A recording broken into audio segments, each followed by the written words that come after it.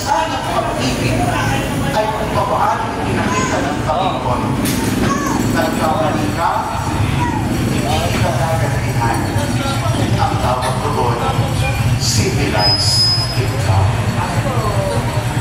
Loko mo, hindi kita kamumuhihan, kundi pagkatawagin mo.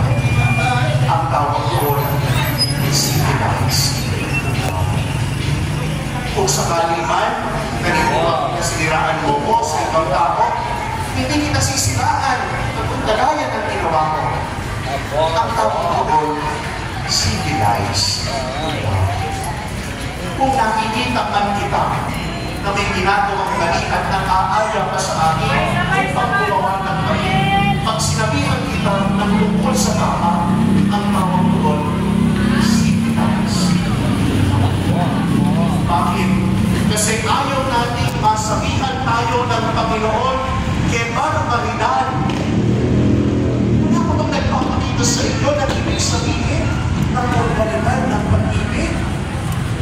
Wala ko bang nagpapakita sa inyo na ibig sabihin ng pagmamahal? Bakit ganyan pa rin ang ugali at asa ninyo? Bakit ang asa ninyo pa rin kapag may masamang ginawa sa iyo? Nakagaling din. Kapag ginawan mo ko, kakagaling kita. Kapag ginawan mo ko ng masama, kagawan kita ng masama. How barbaric. Bakit civilize ikaw? I will give an example of the reign of Christ that compels us to live under the